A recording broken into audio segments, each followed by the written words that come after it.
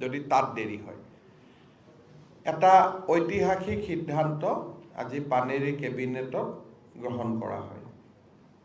ইয়াৰ ওপৰত আমি সেমিনাৰ আদি কৰিম, ৰাইজক সাধাৰণ ৰাইজে যাতে জানিব পাৰে তাৰ ওপৰত বিশেষ প্ৰচাৰ প্ৰসাৰৰ ব্যৱস্থা কৰা হ'ব। আৰু মই ভাবোঁ যে অসমত পাব্লিক সাৰ্ভিস ডেলিভাৰী ক্ষেত্ৰত will create A milestone. Assam will B A model state.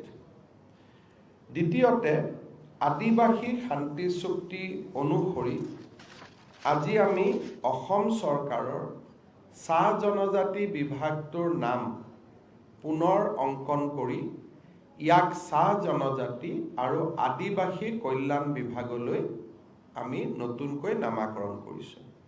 আগতে ইয়াক টি ৱেলফেয়াৰ বুলি কোৱা হৈছিল, এতিয়া টি ৱেলফেয়াৰ এণ্ড আদিবাসী ৱেলফেয়াৰ বুলি নামাঙ্কিত হ'ব।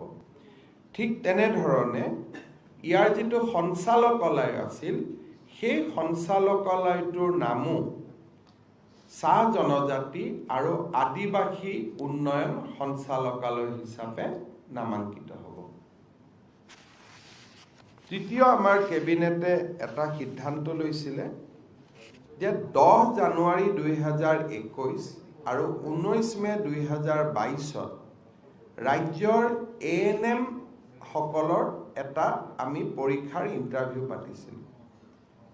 ইয়াৰ যিটো ঊৰ্ধ্বতম বয়স সাধাৰণতে 40 বছৰ হয়, কিন্তু ANM বাইদেউসকলে কোভিডৰ সময়ত কৰা কামৰ স্বীকৃতি হিচাপে এবাৰৰ বাবে আমি এই ঊৰ্ধ্বতম বয়সৰ সীমা আমি ওপৰলৈকে লৈ গৈছোঁ, যাতে আবেদন কৰা প্ৰতিগৰাকী ANM-এ চৰকাৰী চাকৰিটোৰ বাবে বিবেচনাৰ আওতাৰত পৰে। চাকৰি পাব বুলি কথা নাই, কিন্তু জোন অফ কনচিডাৰেশ্যনত তেওঁলোক যাতে সোমাব পাৰে। এই তিনিটা সিদ্ধান্তৰ লগতে আজি আমি আন এক সিদ্ধান্ত লৈ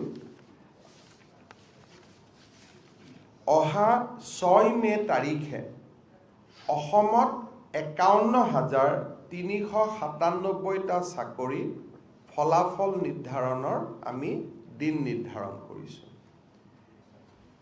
6 মে তাৰিখে 51,397টা নিযুক্তিৰ ফলাফল ঘোষণা কৰা হ'ব।